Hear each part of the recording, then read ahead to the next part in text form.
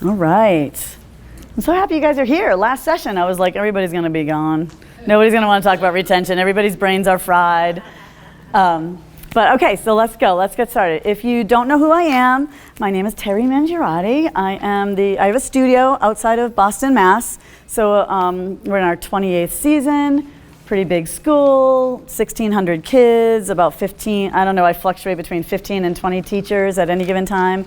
One location, four dance rooms, 4 music lesson rooms, because we do music as well, and a birthday party room, because, of course, why not? And I own NSYNC action plans, so we do lesson plans, skill cards, and like complete studio organizational tools for that on the back end of how to run and keep track of a studio, no matter what size.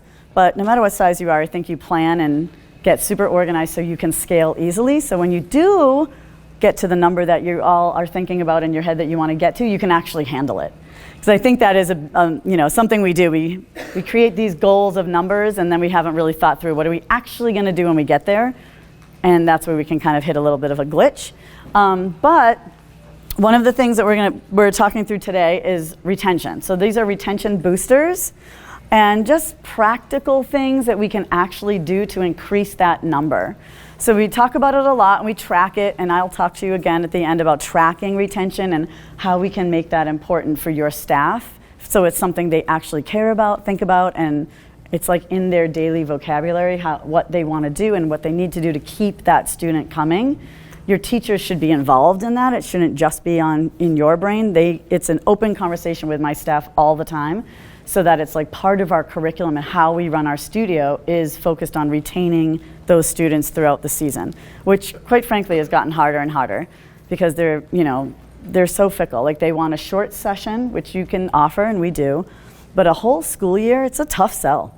It really is. When their kids are doing seasonal sports, and the sports last like 8 to 12 weeks, that's all that they're trained to do. Their kids are trained to stay with something for like 8 to 12 weeks, and then they start to drop off and they get bored.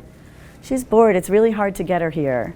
Like those are the things you hear sometimes, right? She just wants to try something else, it's really hard to get her here. So we have to figure out how to solve that and how to get them past that so it's not really hard to get her here, and that the kids are actually like, what day is dance day? Like, is it here yet? Is it here yet? Is it Wednesday? That's what we want to hear, and that's really like the only way you can get them to keep coming. Yes, go. Because even if it could be the child, but it can also be the parent. And some of these parents of the children, no offense to all the younger people in the room, but those late 20s, 30s, they also are bored. Like they are also the generation that wants to do things for a couple months and then not anymore. They also have like their attention span is shorter. They're not used to doing things for 3 years before they see progress. They also want it to be quick. And now we are dealing with them and their children. So we have to kind of get over all of that. And it's not easy, but it can be done. So there's a bunch of different touch points, and I'm just going to kind of go through like these questions for you to ask yourself. Are you doing this? And if we go through and you're like, we are totally doing that, or we need to tweak that a little bit to make sure we're doing it, I treat it kind of like a report card. Just ask yourself this question. Are you doing absentee follow-ups, and how? So by that I mean your child is absent, not on the first day, because everybody's going to be absent, but second week in a row, are you doing anything? Third week in a row, are you doing anything to let them know that they've been missed? Because I've had that with my own children. They miss something for a few weeks, and I'm like, nobody even called about it. Nobody even cares. Did they even know you weren't there? Does it matter that you're not showing up? So we do have and then when you decide you want to make sure you're on top of that this year, you've got to set the system in place. So most of these are like things you do that will matter for retention, hard and fast things, rather than like just create the best class ever. Like that's not going to be enough. Like hard and fast things that you can put a system into place, measure it, and then see if your retention rate increases at the end of the season. It's measurable. So for us, third absence, we call. So first one, fine. Second one, fine. Third one, that teacher needs to come out to the front desk. We have a little clipboard at the front desk. They put their name on there. Call third absence. And then we call. We don't email. We just call and leave a message. Just wondering, yeah. 2 questions. So how many staff do you have with all those people? Right now, 15 dance teachers, 2 that are just admin, but a couple of my dance teachers also are front desk people. Okay, so Yeah. on that call thing, is it more important that the teacher call? I don't have the teacher call. I don't have the teacher call. Front desk person calls, and she usually calls in the morning.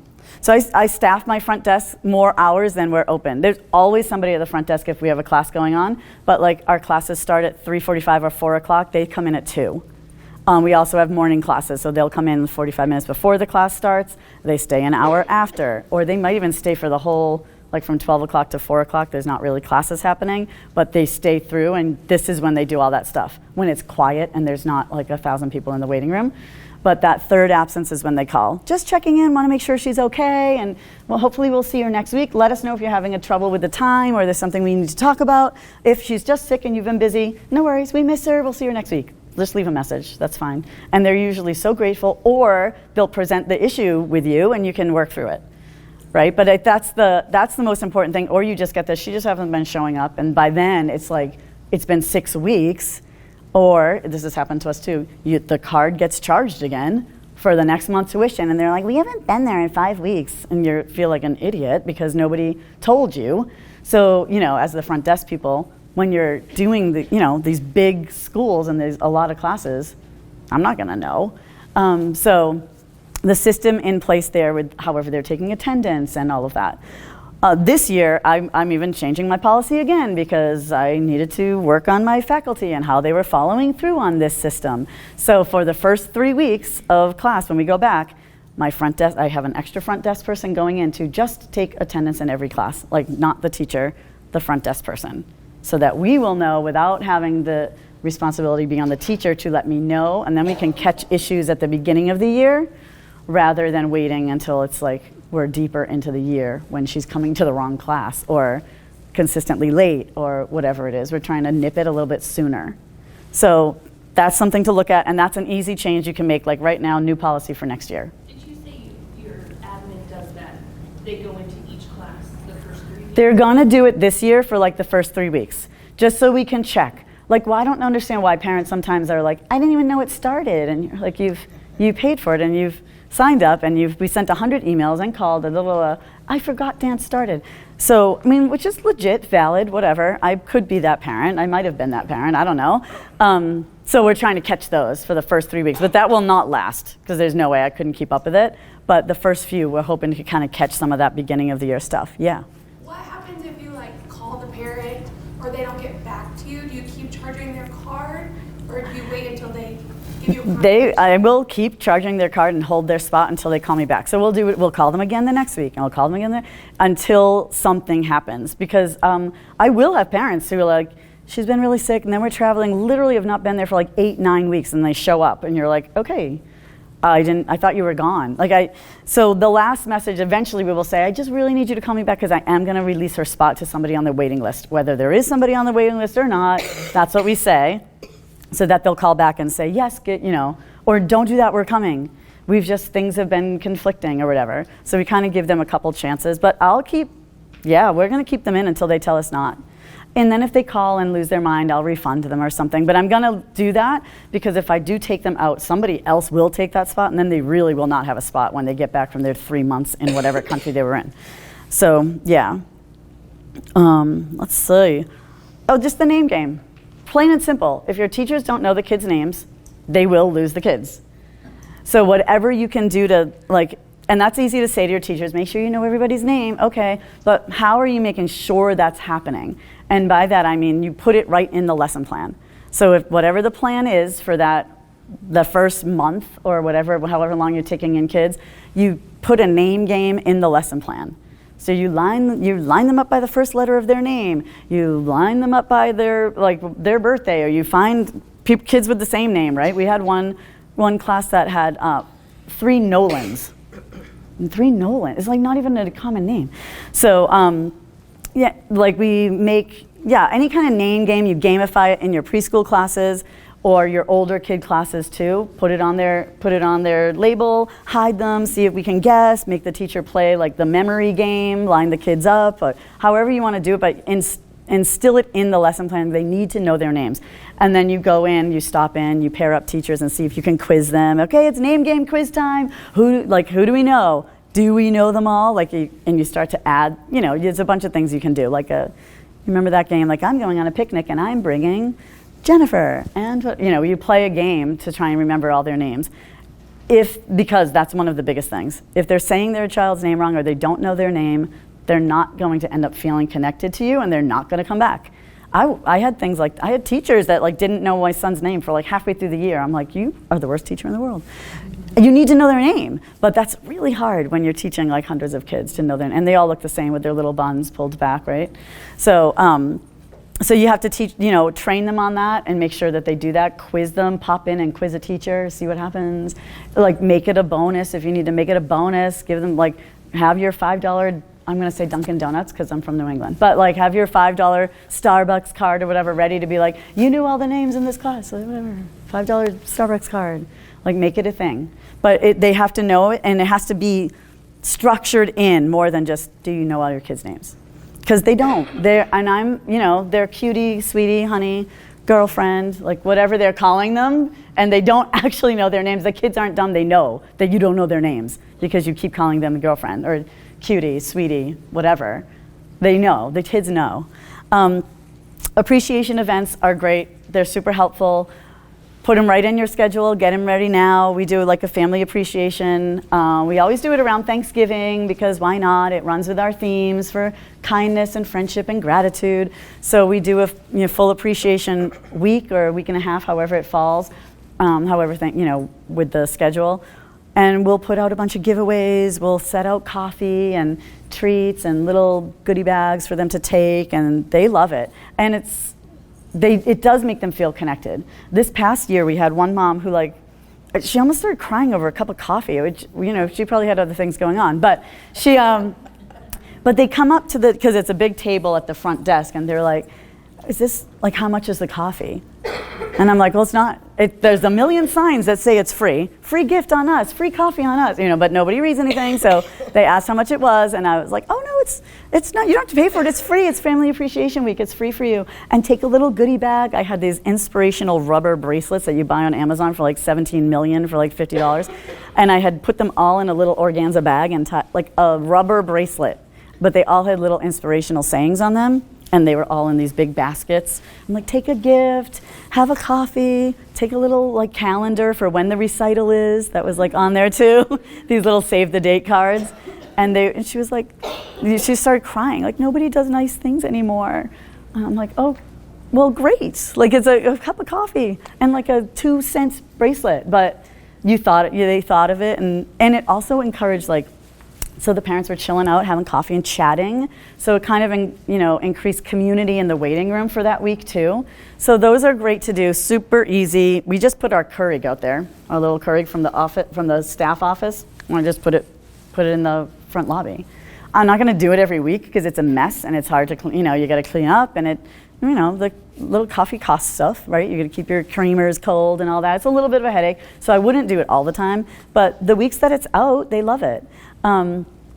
We do a grand friend night too. That's free for everybody, and the kids can bring an older friend.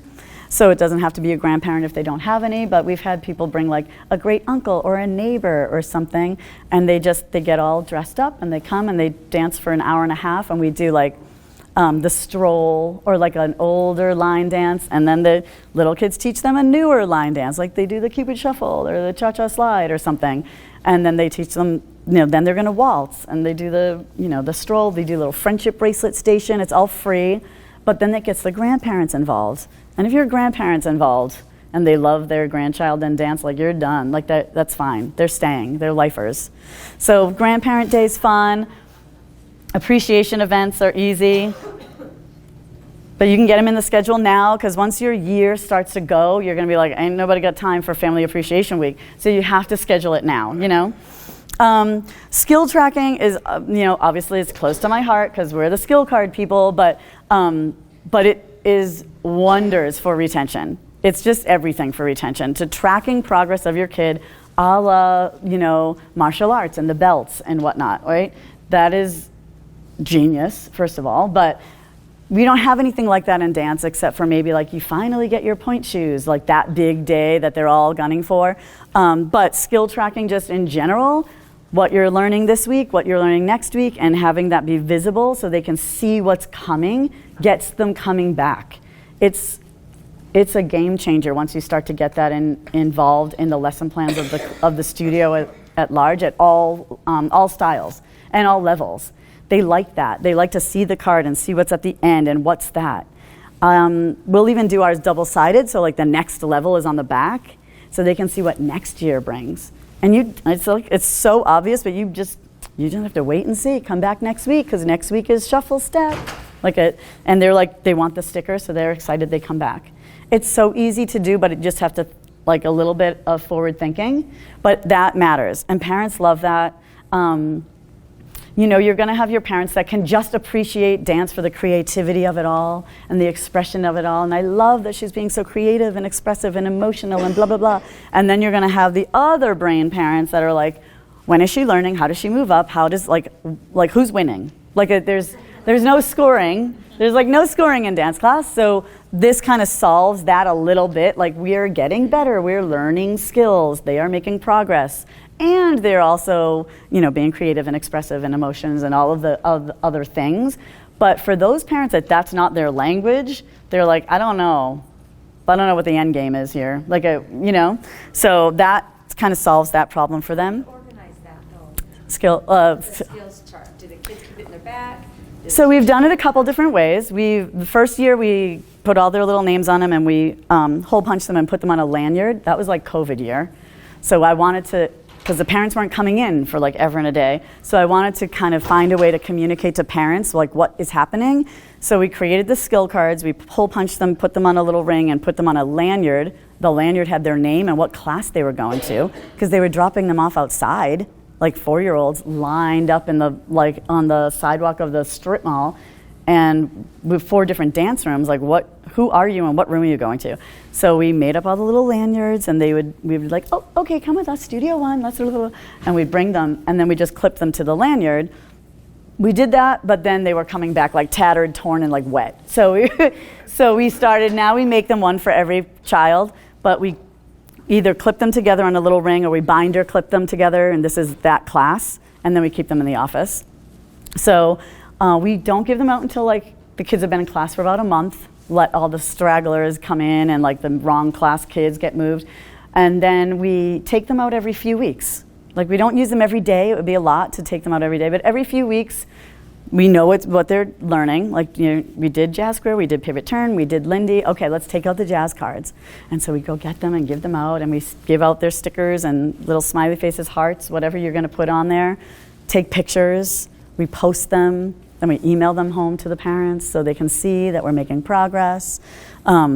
Yeah, that's it. And we keep them at the studio now. And then at the end, when it's done, they go home. When the card's over, their report card goes home.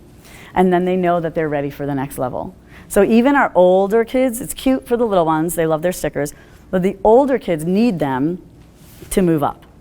So our Ballet 5 kids, just because you best friends are all in Ballet 5 and you really want to be in Ballet 5, but you haven't been in ballet in forever and you never show up for class and whatever. Now we have the levels before. I want her in Ballet 5 too. That's my answer to parents for that. I want her there too. I want her to dance with her friends. If that's what she wants, I want that for her. I want all the same things that your child wants. So let's just do what we need to do to get her there. And this is what we need to do. Here's the other skills that she needs to have to go to Ballet 5. We can help you with those. She can come to extra classes. She can come over the summer. She can take private lessons. And if she can show me these accurately executed, I'll put her in Ballet 5. She can dance with her friends. No problem. Sometimes they're like, we're doing the thing. And other times they're like, that's kind of a lot, that's a lot of work. She doesn't want to work hard. She just wants to be in it, So, but at least it's out of my personal, it's not my personal opinion. It's on the card. So there's, and those, that's great. I think that's so helpful. And for the teachers, once you start to get many teachers teaching the same subject, you know what's going to happen. You're going to have gaps. Somebody's going to teach axel turn in their jazz class, somebody's not. Somebody's going to teach calypso, somebody's not. You get them moving to the next level and you're like, we have gaps. We have things that some teachers taught and some didn't. So that like kind of levelizes our teachers too. You're all teaching this. I give you complete creative freedom on how to teach it, what music you want to play, the speed in which you go through that card is totally on you. But this is going to get taught this year because we're going to the next level, and that teacher is going to want to make sure that that level's taught. And then when we start a class, we go back in the cards. So if it starts at level, where we welcome in a Jazz 3 class or 7th grade jazz class, we go back to the first jazz card. And the first few weeks are like, let's review and close all the gaps and fill everything up. And 2 of you came from another studio, and 2 of you are never seen a jazz show in your life, and here you are at 7th grade. So we go back and we like catch them up, and then we start on their card. So there's a awesome for subbing. There's a lot of good reasons to do something like that, but it also just helps retention. They want to finish the card. They're not done. They want to finish it. Yes. At our school, we usually do the little kids by pretty much age. Mm-hmm. So if they are not getting anything, but they're 7 and they're still, do you move them up, even if they're taking all the skills? I mean, yes, because some of our programs are leveled. Tap, ballet, obviously like company programs, things like that. They're leveled. They're not going unless they can do the things, and they're being evaluated for all that. But for our general entrance classes, like our jazz 3rd and 4th graders, you come to me, you're just getting into that class. You're going there. So we have a lot of catch up to do for some of the kids. But they are moving with their age or with their grade for our rec program, basically. Yeah, they just want to dance with their friends. So I'm like, it's fine. We know the percentage of them that are going to go on to do this for their whole life. It's not worth it. Like, cash your check. Take the kids, work it out, figure it out. Levels, groups, put the good ones. You know where to put them in the formation, Yes. So we're in the process of implementing all this right now. I guess we're kind of questioning how to do it. So we have a lot of those kids. I want to dance with my friends. We want to do you ever suggest doing, for like the older ones, like a visual of, okay, we're in this class, on the wall or wherever, these are the things we need to progress on? Like, how do the kids get to see like the older ones, do they ever get to see their tracking? Oh yeah, they see these cards, they have them. So like we have them in the office, but when we give them out to them, they see them. And when we're at the point in the year where we start to like place kids into classes for next year, like we do rollover registration. So when they start to, when we're starting to do that and we're leveling our kids for next year, we kind of warn them. We're like, they all know. They're like, when are you placing everybody? And we're like, April or, March or April, we start to place them. So we give these back out and we're like, you better get focused on this because this is what we're going to go on to be able to level you up. And they might panic a little bit, but they do get it. Like all of a sudden they start working hard and they can see the skills on the card that they need to work on. And I know my teachers and like the older classes, they will write the terminology on the board, like this is what we're doing, this is what we're working on today, and they kind of do the whole thing where they cross it off as the class goes on and they can see what's coming up. But yeah, they're involved. Like it's not a secret. Like we definitely don't keep it a secret until like placement day. They're in it all the way. Some of our older ones too, like for these kind of card things, are younger and rec kids. They just get checked off or starred or hearts or whatever. But the older ones that are leveled, we'll put a number in there. We started this last year. Like a number 1 in your little spot means you know it. You know what Assemblée is, but that does not mean you're doing it. You know what it is. Great, step 1. But then, let's do it again in a couple weeks. If you get a little 2 if you're doing it, but it's like not really great. Like the execution isn't quite there. These are the things you need to do. So great, we're getting there. You're at a 2 now. And then when it's really done, they've mastered it. They know what it is. You're 3. So you need to be all 3s before you get up to the next class. And if they're doing it all, like move them. We move them mid-year. If you're there and they're like, this class is too easy for me. We're like, okay, here's the card. Like, let's do it. Do you already know these things somehow? Then let's do it. Show it to me. And then if it's all right, then I'll move you. So I like that. It's easy. It kind of gives them an action step. Like, how can I help? Like, let's fix this problem together. It's not like you against me. Like I have some hidden desire to keep every kid in the wrong level. Like let's fix it, So that lines up with lesson planning too. Like the lesson plans, same thing, just like skill tracking feels like more important for the older kids. Our full lesson plans we use for the little ones And they are really like week by week by week lesson plans, so they know that they're not going to get the same dance class next week. It's going to be a little different and a little bit cooler and a little bit fun, and something different's going to come out, and there's going to be a new prop, and it's teddy bear week, or it's backwards week, or it's peppermint twist week, or whatever it is. It's coming up next week, or when you come back. So you're like, do not want to miss it. Next week is teddy bear week. We're playing with our teddy bears. Bring your favorite teddy bear, but we'll have some extra if you forget. We'll see you at teddy bear week. And they leave thinking about next week, not thinking about like what just happened even. They're thinking about next week, which makes them come back. And we get kids who like then are sick on teddy bear week, and their parents call like, she's losing her mind, she's missing teddy bear week. Like, what do we do? And we're like, well, it's teddy bear week in every class. So if she feels better by Saturday, bring her to Saturday, have her bring her teddy bear. So they know what's coming up.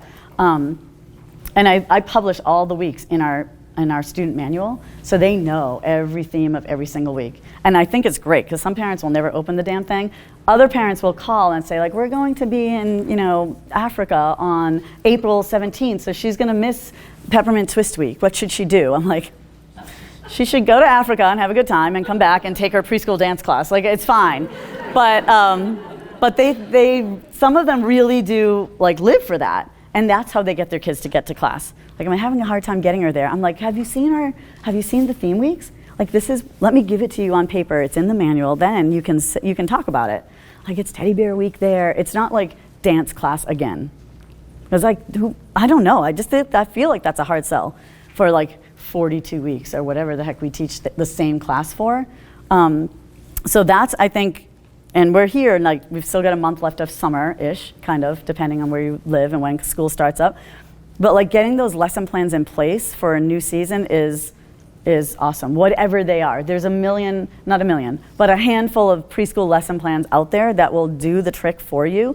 If you have your own and you're working with it and you love it, like dig into it a little deeper and see how you can tweak it for retention purposes, not just for like having a good dance class purpose, but like retention. So maybe whatever is happening next week is, somebody was telling me today that they were using ours and they post on the wall, on the door, what's coming up like all 4 weeks of the month. And so they know what's coming up every week so that they're ready and they're thinking about like coming back, what happens then. What's next? Oh, the sneak peek. Sneak peek week, yes. So I know I went to your preschool class yesterday. I know Yeah. you have a very robust Yes. preschool program. Yeah. Which is amazing. But these teddy bear weeks or Mhm. peppermint twist, whatever Yep. it is that just for the preschool program? Some of the themes will run straight across. So like Peppermint Twist Week runs straight across every single style. They're all twisting of some sort that week. And then like for that week specifically, we give out candy canes because they're peppermint. We give out peppermint twist candies in the waiting room. So like the parents are like, what's going on? We're like, oh, it's Peppermint Twist Week. Everybody gets a candy cane and we're twisting in all our classes. So like that teddy bear week, we'll do like just the preschoolers. But some of them do crossover, like Spirit Week, or like we're from Boston, so Patriots Pride Week, that's all throughout the studio. Crazy Hair Week, all throughout the studio. But like, the preschoolers have more fun with it. They might gravitate to it a little bit more, but it is studio-wide. Does that help? Yeah. Sneak peek. So we do, just the sneak peeks, which I know, Parent Observation Week or whatever. I know we all like hate them, but they're so important. They're so important. And so we do a share once a month on the last week of the month. So we share with the parents what they did that month, because then our theme's going to change and they do something totally different the next month. So we do have a share, and it's like 10 minutes before classes end. The parents come in. We share like 1 or 2 things from the class, not the whole class, just 1 or 2 things. And it might be, if your class is loco, it might be like the late last night game. Please tell me you know the late last night game from Lori Berkner. Look it up. It's a gorgeous game. It lasts 7 minutes. It's amazing. So, What is it again? like, wait, what? It's called Late Last Night. Lori Berkner. She's amazing. We use so much of her music. It might be called like dancing shoes or something. They keep going to sleep. They wake up and they have different shoes on their feet, and so they have to act a different way. So if it's like not a great moment for your class, we just play a game. We just play one of the creative movement games, and that's enough. Parents don't really care. They don't need to see like the hardest things. But we do that at the end of the month. We share one thing, and then the teachers talk about like what happened this month, what's coming up next month, and then they go. What's your name again? Lori, Laurie, Berkner, B-E-R-K, K-N-E-R. She'll come up. She's got like a ton of preschool type songs, and she's got a really funny Instagram page too. She's great. Problem with the kids that their parents don't come in. You've got the one or two that. Yeah, I mean, I feel like it happens so often. For us, it happens so often that it's not a big deal. We're just like, I don't know. We just fluff it over. We make it not that big of a deal. If there's somebody that's really upset, their person isn't there to watch, we'll grab another teacher at the front desk, and she'll be like, "I'm going to watch for your mommy today. I'm going to send her a video." Like maybe we do, maybe we don't, whatever. But it's just 5 minutes before they're going to get picked up anyways. You know what I mean? Just at that moment, they're going to forget about it. But it's only 5 minutes before they pick up. So chances are they're in there, they're here anyway. And we just have to email them the week, you have to email them that week. It's share week. We have to send a text to the classes, all the preschool classes. It's share week this week. Don't forget to pick up 5 minutes early and come into the studio. So it's a little bit of maintenance, but they do love it. And it does help with retention. You have to be able to show parents what they're doing for them to send them back. So we don't do a full class observation anymore. And we don't really even do it for the older kids anymore either, because they really don't care. They can come in, like if older parents or grandparents are visiting, they want to come and see, I'll let them come and watch our older classes, I don't care. But the parent observation, we don't do the whole class, it doesn't work. Parents are the worst. It drives you crazy because they're like, they're just on their phone, not paying attention, talking in like a full voice. Yeah. If your parents have regular access to watch the class anyways, do you still do this? I still do it.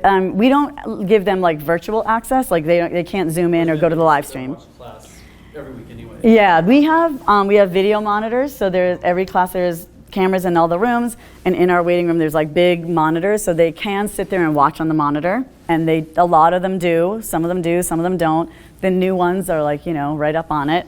And then we still let them in the room for that 5 minutes once a month. It's just different. It's like different to see it on, and you can't hear it from the monitor, so you can actually hear the teacher talking to the child and how they're interacting, and I just think it's so important. But then you got to make sure your preschool teachers are like good and on top of their game and talking, speaking to the children the right way and all of that, because that sells your program. You have that really good teacher, and the parents are like, I do not know how you do this. Like, you're a saint. Like all of that stuff that happens after they peek and watch 15 3-year-olds. So I think it's important, like, to sell the program. So, but I don't do the full class anymore. Do any of you still do full parent observation week, full class? Like they would get to watch the whole thing? Yeah, we don't do it anymore. So maybe it works for you. If you love it, keep it. But you can still get something out of it by like shortening it, just come in a little early. And the parents will probably be happier with that, yeah. I think that's funny. I think we worry so much about what the parents want.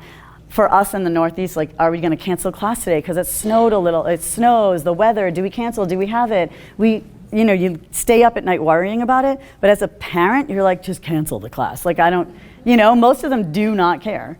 They're like, thank you, I just wanted to stay in today. Anyways, give them a break too, but we drive ourselves crazy. Like, the parents really want to see all of the class, or like, they really want to go to Starbucks and chill for a minute and just watch 5 minutes. Like, that's really all they want, Okay, family communication, the retention piece of that, I feel like is, so many times our front desk people are responsible for retention, right? So I give out retention bonuses to my staff. I'll flip through this quick so we can talk about it. And I also give them to my front desk people. Because if they have a bad front desk experience, or bad whoever does your billing, or whatever, something goes sideways with one of those, you're losing them. So that communication piece, which has nothing to do with the teachers, is also something that's really important for retention. How are you emailing? What is the tone of voice in your emails? Are you texting? Are you posting, hitting them in all the different things? If you were in my session yesterday, like the texting, the emails, the written on the thing, the handout, the announcements in class, the Facebook, the Instagram, all of the ways. And also, like, what's the tone of the communication?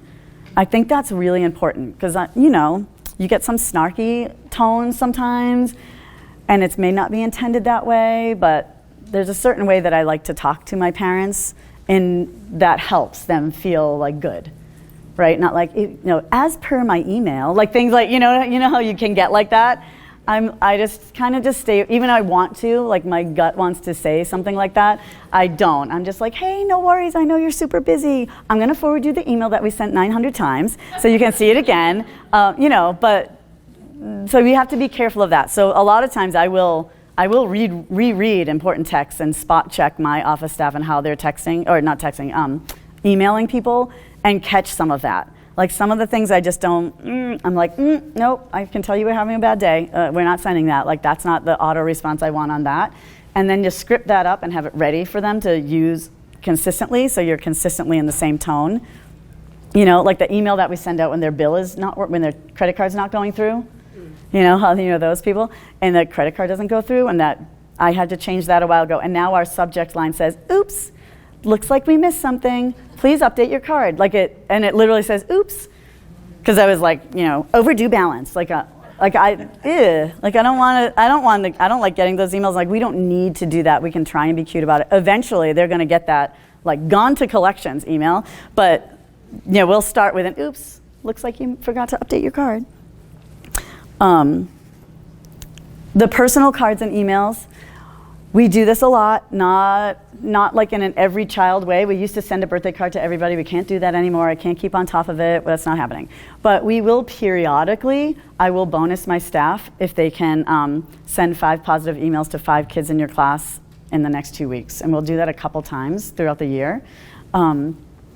They like it because it's like an easy money grab for them, because they send a quick email. It's nothing. It can be 3 sentences. I don't care. But that mother opening an email, or father, I should say, grandparent, guardian, whatever, opening an email that says like, I just enjoy having so-and-so in class so much. They come in, I'm like, you have to put a detail in there. They come in smiling all the time. I love how they are so excited to go to Dunkin' Donuts and get their glazed munchkin, like whatever personal touch you can put in there. Just so happy to have her in class. That's it. The parents, their responses to those emails, I print and put in the office, because it shifts the whole emotion about how that family feels about dance class. You're going to keep them. You're going to keep them with doing those things. And not just your best kids, not your most perfect listener, the funny ones that tell silly stories, the ones who are like running in late and her hair's all a wreck or whatever. Like, pick the different types of kids, not just the best performers. I love those challenges with my staff because it shifts the whole energy in classes. It makes my staff start to look for goodness and look for things that they want to message home about that are positive, instead of that they get burnt out and they start to get cranky with the kids. Not in person, but like in the back room, they're like, oh my God. So we start to shift their focus too, to like look for good things and send those emails out. I like doing those a few times. You can't you can't do that too often. Yes? Amazing. So I love that. Good. How do you gauge your bonuses for that? Or how Oh, yeah, I mean, on the front desk for retention? yeah, cool. Okay, I'm gonna get to the retention part. The challenge part, I do a bunch of different challenges with my staff, totally different subject, but periodically for a bunch of different things, like if we hit a certain goal, or if they show up for all their own classes for whatever. I literally give my staff like perfect attendance awards. So, we can talk about that in a closed session. But yeah, so that one, I've done it a couple different ways. I've given them just, one time I straight up put like $20 bills in envelopes and hung them from the ceiling. And if they could, in the office, not like just in the back office. And I put up like poster board, and you write your 5 kids' names, so that we weren't emailing the same kid, all my 15 teachers. So you had to check the board and make sure that you're not sending the same child emails. Write the 5 names and pull an envelope, and they just get their $20. We've done like gift cards in envelopes on a big spinny thing, and they like do their thing, spin the wheel and take a gift card, and it's like some gift card to wherever. I'll just buy a bunch of random ones just to make it like, I don't know, it's fun, extra free money. Emails are so easy to send, they're quick, and we do it a few times. So I'll do little things like that with my staff to kind of like keep them engaged and like thinking. Yeah. So we do that. That's helpful. Membership perks, we do a membership fee rather than a registration fee. So we just call it a membership fee. it applies to their whole family. So when they register, instead of a registration fee, they pay what's called a membership fee. It makes their entire family members. And so that gives them member perks. Sometimes we have member events, like a trunk or treat that's only for members, like a movie night that's only for members. So they can't bring their friends that don't come to dance classes, just for members. Sometimes we'll do open things, but sometimes we want it to be like exclusive. They like that. They think that's cool. They actually will say like, oh, it's members only. They like that.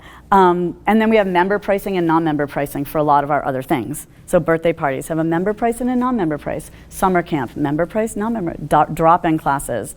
Everything we do has a member price and a non-member price. So those members feel like they're getting a deal. And they've only paid like $60 for their whole family to become members, so the adults can take, like they're gonna make that back so fast. We have kids that drop, but we retain their membership. So like it doesn't fit in anymore because we're doing whatever we're doing. We're like, okay, no worries. Like maybe it'll work out better for you later. I just want to let you know you already paid your membership fee. It's good for a whole year. So when she decides she wants to come back, let us know because you'll get the member pricing for summer camp, birthday parties, and they're like, oh, okay. They most of the time they come back. They're going to call you first for the session class or the summer camp or the birthday party because they're going to get it a little cheaper, and their whole family is still members for the end of the year. So that's like, it's just a change of language, and they never complain about it because it's a membership fee. Like, what is the registration fee for? Which we all know what it's for, and we can say what it's for, but it's very different. They understand the word membership. Like, they know what it means to be a member of something. So that's kind of fun, and that does help. It works for retention. The annual recognition stuff, which you probably already do, but it does work. The 5-year trophy, the 10-year trophy, the 15-year, whatever you're doing. I know a lot of studios it used to be just like 5 and 10 year, or 5 and 10 if you're lucky, 15, which we do. If you start them at babies, you'll get 15-year kids. But a lot of our studios are dropping that down now, and they're literally doing like 2, 4, 6, 8, 10 to like keep them coming. It's just a big stretch from 5 to 10. So you can do it whenever you want, but they still do work. We have kids that stick with dance for 5 extra years to get this silly trophy. Then you know how much the trophies really cost. But like, that's what they're staying for, the trophy? Okay, like whatever. Or we see them drop off after 10. Like they stayed for that 10th and then they don't come back. So you're like, So we need to do something there in between 10 and 15. So maybe we need to do a 12-year jacket or like a 12-year something else to get them past that. I don't know, that seems to be a thing for us, like the 5-year, they get it. Some of them just leave after that, 10, some of them leave. So I don't hate the 2, 4, 6, 8, 10 thing. I don't know. But something to make if you're already doing it, like how can you like zhuzh it up a little bit? Sharing success stories is great for retention. We call our success stories testimonials, reviews, whatever, and making a bigger deal about that than you maybe have in the past, like making your little Instagram story about it or Instagram thing, or putting them up in the big screen at the recital, they're probably already on your website, but what else can you do, We did alumni videos last year that were awesome. I have a bunch of kids at school, dancing at school, or either in a dance program or on their dance team or whatever they're doing. And I just messaged them all and said, like, can you send me a little video, walk me through the day? I want to let you do an Instagram takeover. So they're like, yeah, they're so much better at Instagram than we are. So they would take over the Instagram for a day and do they said the cutest things, like welcoming, like, hi, I'm whoever, I graduated, whatever. Now I'm at this school and I'm at this major doing this, and I'm also on the dance team and I take these company classes. Let's go through my day. And then they show up, they're like, hi, I'm in science class. I can't talk right now, but I'll see you at rehearsal. And it was awesome. And our kids that are tweeny age, that are on there, we're like, that was so cool. And you can see like what happens after. I personally loved it because they come back to visit and they're like, they tell you, I'm dancing in the company this, and we dance at the games and we did competition. And you're like, yay, I'm so proud of you. But when you actually walk through it with them, it was so cute. I was like, I think I'm loving the Instagram takeovers more than anyone. But they're fun. And it's good for them to see that. Okay, good. We're at retention tracking and staff bonuses. I know you want to know this. Okay, so those things, because when you meet with your team, you're probably going to do it before the year starts, the new season starts. You tell them about all of the reasons why retention is important. You can even walk through how much it costs to retain a student, what it costs to get a new student, and what the difference there is. The cost of acquiring a student is so much higher than retaining, and all of the things. How it's important, and then how they can help do that, because you cannot do this without them. You have to get them to buy into retention, or it doesn't work. So we run monthly reports. Some of the databases do this differently. Maybe Studio Director actually runs a retention report. I know the rest of them are trying to like catch up and figure that out. Our system doesn't run it perfectly like that, so we run a dropped student report every month by teacher. You can do it by teacher, and that's how we do it. So we pull up like Amy's classes. How many kids did she start with we start in October 1st. How many kids did she have on November 1st? Who dropped? Because the number is going to fluctuate because more kids are coming in. So her number might stay the same, but 3 kids dropped, 3 kids came in. But I'm glad kids are coming in, but I don't care about that number. I want to know about the kids that dropped. So she'd say she dropped, 3 kids dropped. So we tally that. We tally it monthly, and we work on retention for the entire year. I think it's like 9 months that we actually track in our 10-month season, because we wait for them to get settled and have like a solid number to work with. And then we just run the reports of how many kids dropped, and we post it. Like I post it in my office, so everybody can see it.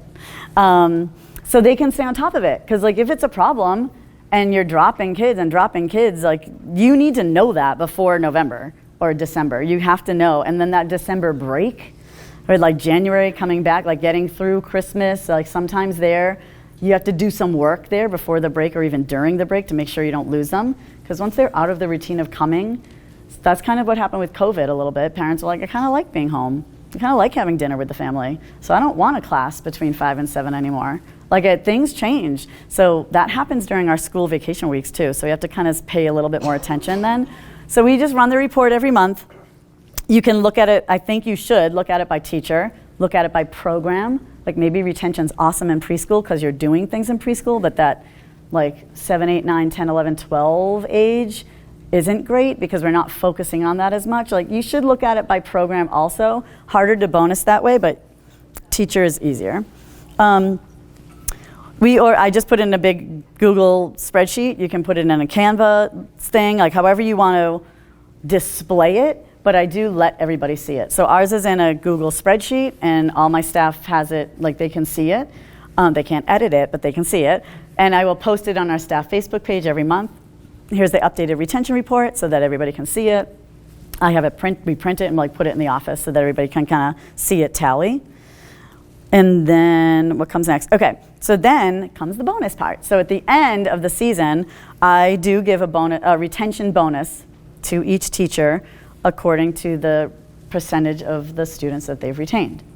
And this can be completely like totally up to you if you do it, if you don't do it. Some studios track it and give like little awards to the best retention, and they just give out one prize to the best retention person, or like a silly trophy or something, like nothing monetary that they can't really dig into their pockets that deep to put this much money behind it. But it's still important to recognize at the end of the year, otherwise why do it, right? So something has to happen at the end of the year. My teachers do get a retention bonus. It comes to them at recital time for the percentage of students that they retained. My retention rate at the studio now, when I started this, was it went from like 80 to 100%, say. They would retain from the beginning to the end. Now, it's like 96 to 100%. There's hardly any kids dropping at this point because we're so focused on it. So my bonuses really get broken down to like 89 to 91%, 91% to 93%, 93. It's really broken down that fine because I have to, otherwise everybody's getting the highest amount. And they get bonused by the percentage, some kind of flat amount, and then I add a little something for how many kids they're teaching. Because I have some teachers that teach 2 classes, they like max have 20 kids or 25 kids that they teach every week. And then like my hip hop teacher teaches 375 kids a week. So like his bonus should not be the same. If they're both retaining 95, 98% of their students, they should not both get $400 or whatever it is. And so I do a percentage, and then I add $1 per student or $2 per student. So she might get whatever it is, like 400 plus 20. And he's gonna get 400 plus 375 because he has 375 kids. So that's how we do it. take it or leave it, but it's something to think about. And it does make them think, like, why did they drop? And we follow up on that. Why did they drop? And it's a gray area, so I know you're going to ask the question, like, if they drop hip hop, but they stay in jazz, does it count? If they had to move, does it count? If the mom's job changed, does it count? But, there's all these gray areas. At some point, you have to draw the line on it because they'll be able to talk themselves out of any responsibility for anybody dropping ever. So if they drop hip hop and stay in jazz, it still counts against like hip hop guy, because if it was that awesome, they would have stayed in hip hop. So we do have to draw the line somewhere. Certain things, like if they move, like there's no way you're going to resolve that. So certain things we don't count, and a lot of the gray area we do. But it's so minimal that it's not going to really shift their bonus that deeply. So we do that, and what's next? Oh, and then this. You can't do the retention bonus part if you don't give them systems to fix the retention. So you can't just randomly, like, we're giving out retention bonuses, everybody do a better job and make sure nobody quits your class. Like, you can't do that to them, that's not fair. You have to put the systems in place around it as the owner or the manager or the director to, warrant them actually working. It's not fair to do only one thing. So I usually tell them, like, we're doing all of these things on our end in the back office and the lesson plan, the skill tracking. If you do all of the things, it will work. But you have to put the systems in place first. So that would be how I would present it to your staff. Like, we're putting all these systems in place because we are focusing on this year. If whatever your number goal is, if you have 200 students now, you want to be able to have 200 at the end and then add to it. It's the only way to grow. If you're losing 25 and gaining 25, you haven't grown. You're just maintaining. And that's kind of the reason a lot of us can't get past the number that we're at. You're like, I want to get to 350, but I only had 250 come back. So I have to get another 100 just to stay where I was, or whatever it is. So if you can fix the retention, then you really start to see the growth. So explain all of that to them, and then how we're going to, because they'll get like, they're going to be like, I just want to teach my class and leave. Like, I don't. But if we do it, we're going to get this. Or if the studio maintains a percentage this year of whatever, 90% retention, 95, we're all going to, like, if you don't want to individualize it so they can work together a little more, we're all going to go to next year's conference. We're all going to, whatever, do something, go to dinner, get a party, have a party, whatever it is. You can like create the teamwork that way if you want to do it that way. Together as a team, we're going to get to this number. That will work too. And I may be able to be a little bit more like affordable if you want to do it that way. Yeah, but I think that it's important to place everything in, get everything in place, then be willing to like back it up with your teachers to get them to work towards it. And my office staff is included in there. They don't have classes, obviously, but it's important. So whatever our retention is as a whole, they get that bonus, and then I will bonus them a little bit extra. Like, I'm not going to bonus them $1 per student because now I'm giving them a whole lot of money, but I'll give them a little bit extra. So if like the 98% retention bonus is $500, then I'm going to give them the $500. I might throw in another 100 or two or something like that. And because it's a lot of work. The front desk is like a lot of it. So don't leave them out. And I think that's important, but you got to get the systems in place first. So that's retention. It's like retention in a measurable way, which I feel like is important to think about rather than just like have fun and make friends and community, and all of that stuff is good. All of that soft stuff is good. We need all of that. But then we also need to measure it and figure out if we're really doing it or not and what works, and dive more into what works and less into what doesn't, All right, we have some time. Tell me, give me your questions. Yes? How do you maintain, you just seem so calm and this all just works so great for you, and you've got a big operation going on. Really, literally, how much time a day do you spend doing this kind of thing? Well, I have somebody that runs the retention numbers. Like one of my girls, my office staff, that's part of her job is to like run the report, draft a report, figure it out. She spends probably an hour a month like pulling everybody's report and dropping it into the spreadsheet. I mean, I have a lot of directors in place. I'm pretty organized. If you dropped by the booth, my whole season, this whole spreadsheet season thing where I know exactly what's happening any given week, in any given class, what's happening in my office at any given time, and we spend some time in the summer setting that up.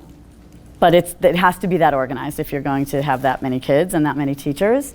I mean, we have moments where we are like diving in and doing, pulling the 13-hour days. There's times of that, but it's organized enough that I don't have to even really be there. I don't. I mean, I teach 1 hour a week, but I co-teach it, so I don't have to be there if I can't. And other than that, I don't have to be there at all. But I am, but I don't have to be there. My name's not on the schedule to be at the front desk. They don't want me to touch anything at the front desk. I don't do anything at the front desk.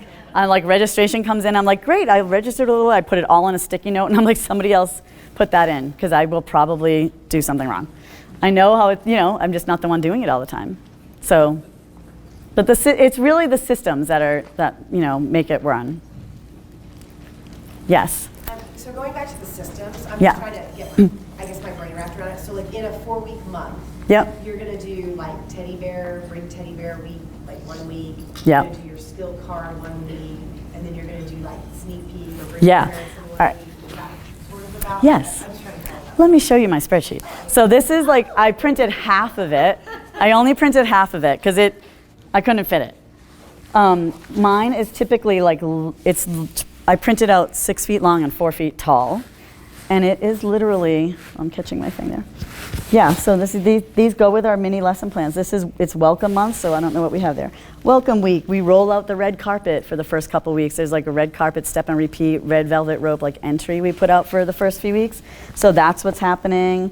And then Fabulous Fairy Tales is October. We do Halloween week in there, so it's Spirit Week. And then Once Upon a Time week. Yeah, it's just, we literally have a theme for every single week. And it goes across the whole thing. This is we put in our events. So I meet with my team and we decide what events we're doing. Oh my God. Like competitions, drop and shop, like pop-up camps, whatever, all in here. And then this is my most important column. And my actual spreadsheet is very long, very wide, because this is my office column. This is how I track my office and I get them focused and doing the right things. Because if we have like trunk or treat, like a couple weeks before, we're ordering the trunk or treat stuff, we're making the trunk or treat graphic, we're emailing about the trunk or treat. And so I back up everything that's in the events. I like back it up and that's what my office staff does. And then our mini lesson plans are in here, or hippity hop, all of the styles, every single skill that they're working on for every single week is in the spreadsheet.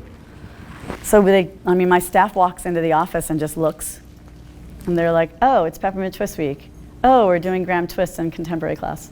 Okay, and that's it. So, but it just takes some time. I'll share it with my jazz teacher that is kind of in charge of the jazz cards, and she will edit it if she wants to edit it for the next year, or just keep it. Like, yeah, jazz column looks good, we're good. Like mine is twice as big as this for this coming year, already done, ready at my house waiting for me to pick it up. I'll hang it on the wall. Awesome for subbing. Somebody who comes in to sub, or like tap teacher subbing for jazz teacher subbing for tap. I mean, it's a little, some people are like, I might throw up, like looking at it. They're not spreadsheet organized people, whatever. Other people are like, this is my jam. I love a spreadsheet. But that's why I call it a season on a spreadsheet. It's literally my entire season on a spreadsheet. And we love it. Like, we put in a theme for every week. It's not like we're still teaching class. It's not like the theme is overtaking what's happening in class. It could be a little moment, or the whole lesson plan is focused around that theme. But it does travel through the whole studio, all the styles. One of my studio owners that I'm mentoring, she does this, and she's been doing this with her team, and she had real success with some things that go across all of the levels, all of the sizes, all of the rooms, and so she's really ramped that up. She does, like, I do during Spirit Week, every half hour, all of the kids file into our biggest studio, and we do like a 2-minute glow-in-the-dark dance party. You turn off all the lights, we give out all the glow-in-the-dark things. They dance, like 3-year-olds, 18-year-olds, all of them in the same room, blah, blah, blah, one song, and then they all go back to their class. We do it every half an hour. And my teenagers, they love that week. You would think that they would be like, it's so annoying, but they don't. They love it. She did like a snowball fight, like these like crumpled up papers or something. She made little snowballs. And in the winter, there's 1 week where every half an hour, you have to do half an hour, because some of the classes, you can't do it on the hour. You'll miss some of the 45-minute kids. They just have a snowball fight for 1 minute snowball fight every half an hour, and then they go back. It's the silliest thing, but they love it. And the parents are like, oh my gosh, what's happening? Like, oh, it's snowball fight day. And they're like, this is so fun. They love it. But it's those little things that are like, I don't want to miss. Like next week's the week we have the glow in the dark parties. Don't miss it. It's so fun. And the kids love dancing with the big kids. The big kids love the break. They're like, Teri, it's whatever 30, 7:30. Can we go? Like it's 7:30, have the party. Stop us doing abs and let's get up and do the glow party. So like, yeah, it's fun. But we find the time to do it. The whole thing is centered around it. It's not like interrupting the class time because that is the class theme. It is the class. Yeah, I know it's a lot. Yes. How do you figure out the retention bonus? So like if you're a smaller studio. Yeah. Like you just run your monthly reports and I guess So I only bonus them at the end of the year. And like for me, everything that I do in the studio and pretty much in my life at this point equates to a child's, I almost said a child's worth, but that's not the truth. Just like, yeah, how much money they're bringing into the studio. So I know that this past year I gave out it was like $6,000 worth of retention bonuses. I remember because I wrote them out. I was like, okay, that was about $6,000 for retention bonuses. Was that worth it? I know that I bring in at least $1,000 per student. I know that because I looked at your 10 months of tuition and what we did yesterday with the recital tickets and swag and dancewear and how much. It's about $1,000 per child. So was it worth 6 kids? Like, did I keep 6 kids? Did I save 6 kids from dropping because we were doing all of those things? Yeah, I definitely did. So I just don't think about it like I have to do that. That's like the only way I can kind of get over the nausea of spending the money that we spend because it's so hot. There's so many things, right? Like buying everybody a cinch bag for the first day of class for us costs like almost $3,000. So I'm like, you have a lot of kids, it's great, but then it exponentially like multiplies all the costs. So you just look at it like that. So if you were wanting to implement something like this, think about maybe one child, like one kid's tuition. What would that be for you? Is it $1,000? Is it $700? Let that be the money you have to play with. So if you're willing to make one child's tuition be towards that, and you have $1,000, then maybe you give $1,000 to the person with the highest retention, or whatever. You divide it amongst your team. If you all make it to 95%, then you're each going to get $250. That's kind of how I feel about the staff stuff and anything that gets kids to stay or come back. Like saving a student, like when somebody calls a drop and the person who answers saves them from dropping and gets it figured out to another class on another time, like that's super valuable. That Super Saver, Pam Simpson, that was her idea, and I'm stealing it this year because she gives out a Super Saver award, and it's a cash bonus for the person at the studio who has saved the most kids from dropping. I was like, genius. That's your front desk people. So they deserve that. I'm totally willing to put some money behind that to save them. Because you've not only saved them for this year, but you probably saved them for next year and the next year and the next year, and all the people they're going to tell. So it's like, it's an important phone call. You want the right person answering that call. So yeah, I would think about it like that, one kid. So whatever your number is, you have however many students, can you get that up by 1, and then you take that money and put it to your staff for retention? Yes? It's kind of a weird question, but I'm not a teacher or a dancer. But I know like old school ballerinas, you just went to a studio because that was the best studio for the best technique or whatever. Mm-hmm. Now it's kind of hard for like my bosses, I think, to switch to the everyone gets a prize when you come. Mm-hmm. You know what I mean? Yep. Do you guys understand what I mean? Like, Yeah. like, are we giving everybody everything? And like, how do you make the transition? I mean, yeah, some of our classes are leveled, and they're not going to get into that class unless they have the skills. Like all of our ballet levels, our point class, our pre-point class, like all of that stuff, they're earning that. Company classes, they're auditioning for that. Certain things like solos, duos, trios, some of that stuff that's a little bit cutthroat. But the rest of it, the rec world, they're coming into dance. Like if it fits into their Wednesday afternoon schedule, they're coming. If it doesn't and something else fits into their Wednesday afternoon schedule, they're going to that. So you're kind of marketing it towards the little kids, and because soccer might do something really great down the street, or Right. or gymnastics might have this teddy bear week or whatever. Yeah. So you don't. I mean, I don't mean to say feel bad, but you're kind of like bringing in the kids for whoever has the best, cool things for that week or whatever. I mean, it starts when, like, your teachers are really good, so then the kids are gonna stay because the teachers are good. Right. Okay, so Yeah. you don't feel bad grabbing the kids that way, and then you. I wouldn't feel bad about any of it. Like, why are we feeling bad about anything? I don't know why we're feeling bad about anything. We're running a business. We teach dance class, great, but that's not all we do. Like, we have full summer camps that are running for like 10 weeks. None of them have anything to do with dance except for our intensive week. Full, like, I don't know, hundreds of kids coming to camp. They're like playing. They're not even dancing. Like, there's only our intensive week kids are dancing. So like, I don't feel bad. It's a business, yes, yeah. It is a business, and we are the experts in dealing with children, giving them their after-school activity, creating great children through arts, creating important, inspired, confident kids through arts. That's how we're doing it. But we're not creating professional dancers. I mean, it's like 1%. So why are we getting all wrapped up in that?